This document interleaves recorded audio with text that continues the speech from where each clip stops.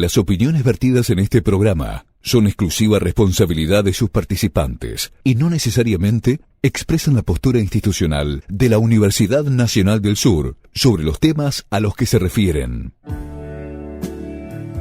A partir de ahora, en Radio Universidad repasamos Letras Íntimas, la vida, los sueños y la obra de los hombres y mujeres que forman parte de la historia a partir de sus cartas. Letras íntimas, los personajes, su contexto y su época en su puño y letra.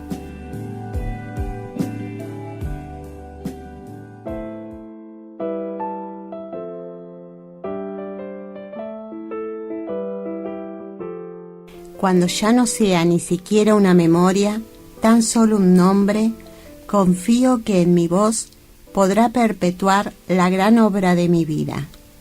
Así comienza Letras Íntimas, este vuelo a la vida de grandes personalidades. Hoy, con nosotros, Florence Nightingale.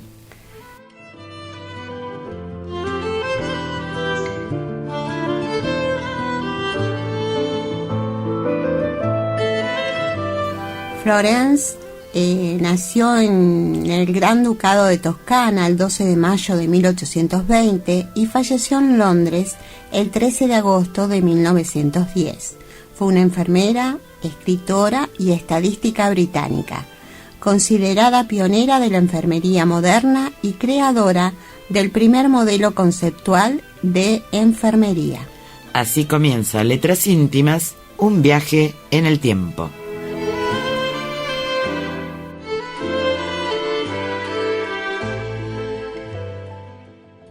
Hoy tenemos un programa especial dedicado a hombres y mujeres que se dedican a esta enorme tarea que es la enfermería, y surgió a partir de una excelente noticia que nos ha llegado.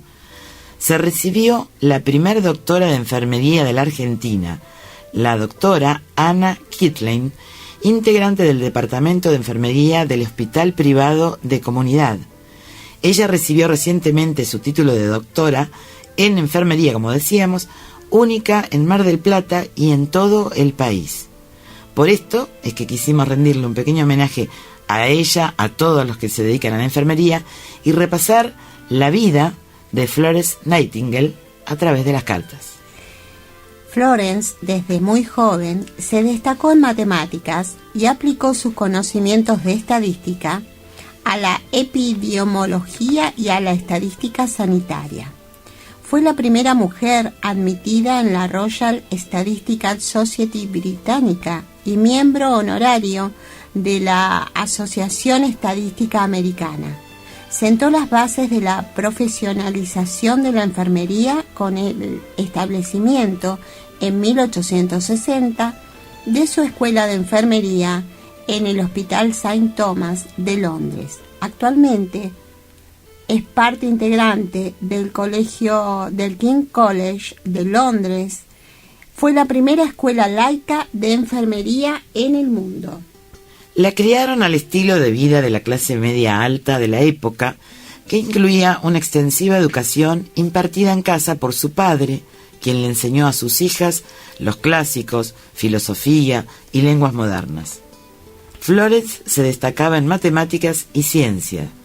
Su afición por registrar y organizar información se notó desde una edad muy temprana, cuando documentó su enorme colección de conchas del mar con listas y tablas diseñadas con mucha precisión. Su hermana escribió al respecto. Le gustan las matemáticas, la absorben y trabaja duro en ellas. Los Nightingales llevaron sus hijas a una gira por Europa, una costumbre de la época, cuya función era educar y refinar a las mujeres del siglo XIX.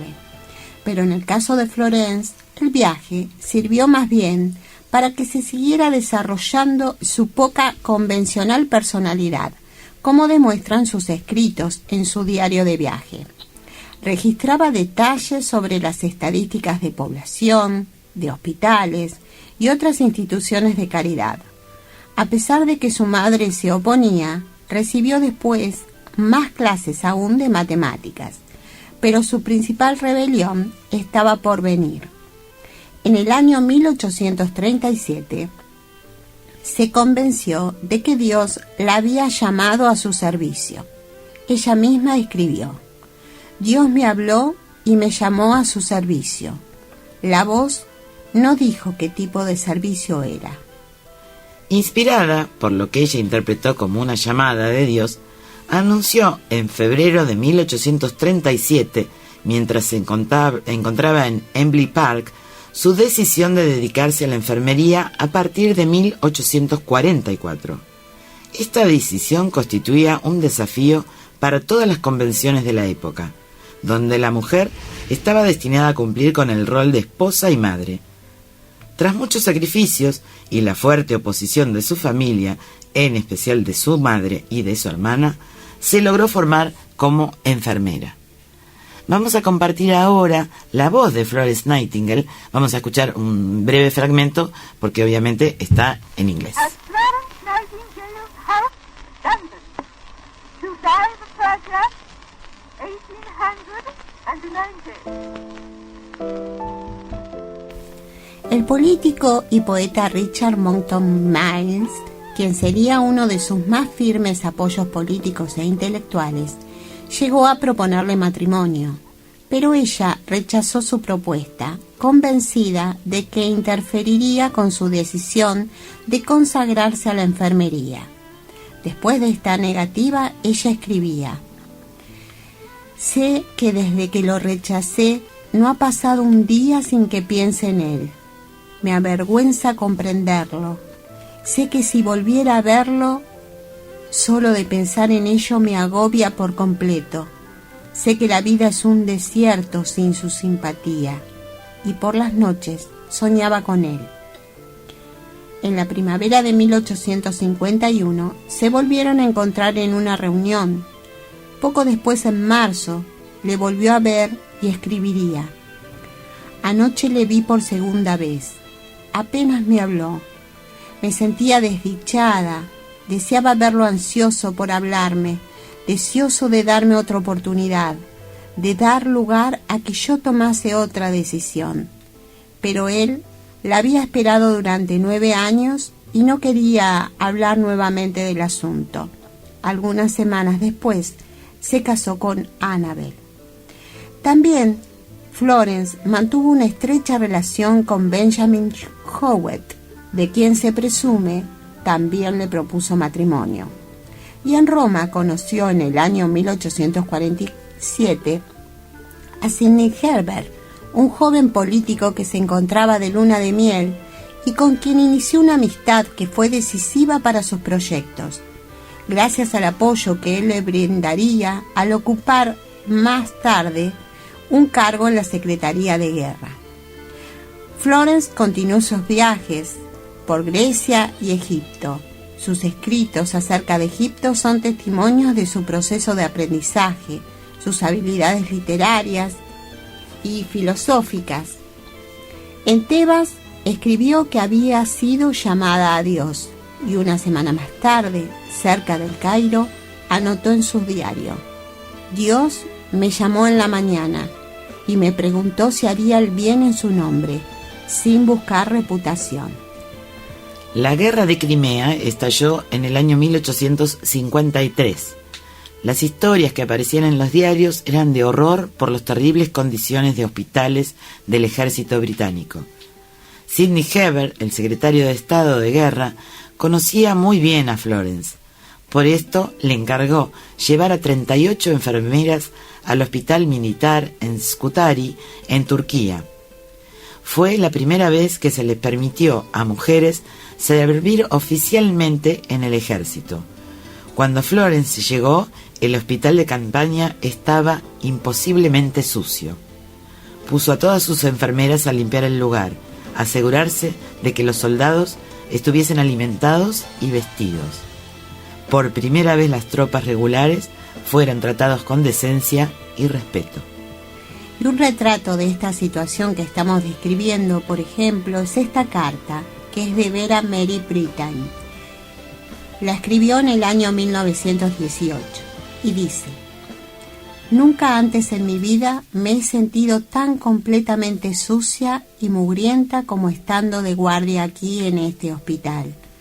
Escribí a mi madre en respuesta a sus peticiones de una descripción de mi trabajo. La hermana A tiene 6 pabellones y no hay ninguna enfermera voluntaria en el pabellón de al lado, solo una ordenanza, por lo que ni ella ni él pasan mucho tiempo aquí. Por lo tanto, yo soy hermana, enfermera cualificada, voluntaria y ordenanza, todo en uno. Alguien dijo el otro día que nadie, excepto el todopoderoso Dios, podría dar una correcta definición del trabajo de una enfermera voluntaria. Y además después, bastante lejos de lo que es realmente la enfermería, he tenido que mantener el fuego de la cocina toda la noche. He hecho 2 o 3 rondas recogiendo vasinillas de las camas, manteniendo las ollas hirviendo y preparando las comidas de una ennegrecida cocina. Me siento como si me hubieran arrastrado por el suelo. Cuando un retrato de Florence, llevando una lámpara y atendiendo pacientes, apareció en los diarios, rápidamente se ganó un ejército de fans. Su trabajo en Scutari para mejorar las condiciones de vida de los soldados fue aplaudido tanto por la prensa como por el público. Su familia tuvo que lidiar con un mar de poemas que le enviaban a Florence, el equivalente victoriano de correos de fanáticos, y la imagen de la llama de la lámpara fue impresa en bolsos y souvenirs. Pero a Florence no le entusiasmaba la celebridad, aunque al retornar a la casa la recibieron como una heroína. Siempre mantuvo un bajo perfil, viajando incluso con un seudónimo de Miss Smith. Muy atormentada por la horrenda pérdida de vidas, Florence se reúne con una de sus más grandes admiradoras, la reina Victoria. Con su respaldo, persuadió al gobierno de establecer una comisión para investigar la salud del ejército. Florence sabía que su talento para la estadística no sería suficiente para asegurar que el informe tuviera efecto. Había llegado el momento de probar sus habilidades para la comunicación. Entonces, en vez de presentar listas o tablas, representó los números de muertes en una manera para entonces revolucionaria. Su diagrama de la rosa, un gráfico circular, mostraba la aguda caída en las fatalidades que se dio tras la labor de la comisión sanitaria y que habían bajado un 99% en un solo año. El diagrama era tan fácil de entender que fue publicado en muchos lugares, y el público así comprendió cuál era la falla del ejército y cuán urgente era el cambio. Gracias a la obra de Florence, se establecieron nuevos departamentos, el de medicina, el de ciencia sanitaria y el de estadística, en el ejército para mejorar el cuidado de la salud. De su diagrama rosa, ella misma decía: debe transmitir a través de los ojos lo que no logramos comunicarle al público a través de sus oídos resistentes a las palabras. En el año 1859 se publicaron sus Notas sobre enfermería, que es y que no es, un pequeño libro que sirvió como base del programa de estudios de la escuela Nightingale y de otras escuelas de enfermería que siguieron el mismo modelo. A pesar de haber sido escrito como guía para quienes ejercían cuidados de enfermería a domicilio, en el prefacio afirmó: cada día tiene mayor importancia el conocimiento de la higiene, el conocimiento de la enfermería. En otras palabras, el arte de mantenerse en estado de salud, previniendo la enfermedad o recuperándose de ella. Se le reconoce como el conocimiento que todo el mundo debe tener, distinto del conocimiento médico, propio solamente de una profesión. El primer programa oficial de entrenamiento de enfermeras, la Escuela Nightingale para Enfermeras, fue inaugurado en 1860. La misión de la escuela fue entrenar enfermeras para trabajar en hospitales, asistir a los menos pudientes y enseñar. Se pretendía que los estudiantes estuviesen capacitados para cuidar a los enfermos en sus domicilios, un enfoque que aún hoy es avanzado. La más duradera contribución de Florence Nightingale fue su rol en la fundación de la enfermería moderna como profesión. Ella estableció los parámetros de compasión, dedicación al cuidado del paciente, diligencia y cuidado en la administración hospitalaria. Vamos a compartir ahora un tema musical que tiene que ver con una de las películas que se han hecho en honor a Florence Nightingale.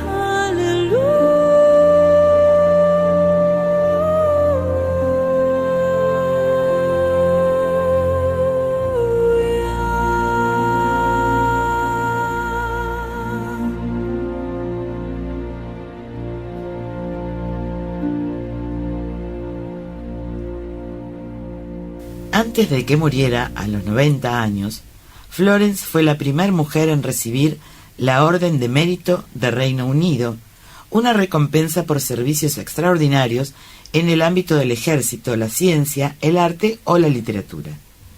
La niña terca, con una bien documentada colección de conchas que había logrado más de lo imaginado en un campo que había sido considerado inapropiado para las mujeres de su clase, llegaba tan alto. A pesar de haber sido a menudo una voz femenina solitaria en una sociedad rígida como era la sociedad victoriana, gracias a su talento para la comunicación y sus dotes matemáticas, ayudó a revolucionar los cuidados sanitarios castrenses y civiles, y salvó a miles de una muerte macabra.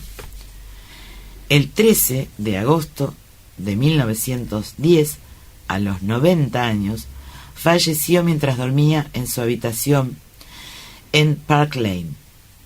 La sepultura en la abadía de Westminster fue rechazada por sus familiares y fue sepultada en el cementerio de la iglesia de St. Margaret en East Wells, Hampshire. Se han hecho numerosas representaciones teatrales de La Dama de la Lámpara, hay películas para nuestros oyentes que quieran ver, hay documentales, y queremos cerrar este programa que habíamos dicho que era un pequeño homenaje para todas las enfermeras y enfermeros con una carta muy reciente que hizo el cantante del grupo español Jarabe de Palo, que se encuentra con cáncer, con una enfermedad tan terrible, y le escribió una carta muy conmovedora a sus enfermeras. Pau Donés escribió esta carta que se llama ¿Qué haces aquí? Enfermeras en mi vida ha habido 3, en el sentido amoroso me refiero. 3 grandes mujeres a las que quise y sigo queriendo mucho, y a las que ahora, después de haber pasado por el hospital, valoro, respeto y quiero todavía mucho más. Salíamos de fiesta, íbamos a cenar, a divertirnos. Yo les contaba mis cosas y ellas muy discretamente, y solo muy de vez en cuando, cómo les iba la vida en el hospi. Además de guapas, en las 3 había varios rasgos en común. Eran muy independientes, muy valientes y siempre estaban de buen humor. Ahora ya no son 3 las enfermeras que llevo en el corazón, son muchas más. Ahora también están Olga, Nuria, Manoli, Ainhoa, Mercedes, Loli, Eli, Maite, Gema y un montón de mujeres como la copa de un pino. ¿Algunos de vosotros se puede imaginar lo que es trabajar 10 horas al día, 5 días a la semana, en la planta de rehabilitación de un hospital, o en cuidados intensivos, o en urgencias, en el turno de la noche de la planta 4? Eso sí que tiene mérito. Siempre amables, dispuestas, súper atentas y en todo. En su trabajo no hay lugar para el despiste, preparadas para cualquier contratiempo. Para ellas no existe el cansancio, ni el sueño, ni siquiera el descanso. No paran. Y no es que no paren de trabajar. No paran de auxiliar. Auxilian y curan a la gente. Flipo con las enfermeras. ¿Qué tipo de personas vivirán detrás de sus limpios uniformes blancos y sus sonrisas permanentes? Os adoro, os admiro, os quiero mucho y os doy las gracias por hacer el trabajo que hacéis, porque no hay nada en el mundo que pueda pagar un cariño de los vuestros cuando estás jodido en la cama de un hospital. Gracias por vuestra generosidad y vuestra entrega. En serio, muchas gracias. Postdata. Y exactamente lo mismo pienso y digo de los enfermeros. Bueno, y llegamos al final de esta manera con esta emotiva carta y de esta manera también estamos honrando, ¿no?, a todos estos enfermeros y enfermeras que día a día acompañan a personas que están sufriendo alguna enfermedad, ¿no? Y bueno, nos vamos despidiendo y agradeciendo como siempre en la producción al señor Romualdo Vera. En la parte técnica hoy nos ha ayudado el señor Estefano Sotelo. No me salía su nombre, me salía su apellido, perdón. Y bueno, ¿sabemos de quién vamos a tratar en el nuevo Letras Íntimas? Sí, nos vamos a otro país de Europa, donde hace mucho frío, y vamos a conversar un poco sobre Anton Chekhov. Nos vamos a Rusia, por ahí. Sí, y nos vamos a el ámbito del teatro. Qué bueno. Así que nos vamos despidiendo. Hasta el próximo. Letras Íntimas. Un viaje en el tiempo. Aquí terminamos de leer Letras Íntimas, la vida, los sueños y la obra de los hombres y mujeres que forman parte de la historia a partir de sus cartas. Letras Íntimas, los personajes, su contexto y su época en su puño y letra. Nos reencontramos el próximo jueves a las 20:30 por AM 1240, Radio Universidad.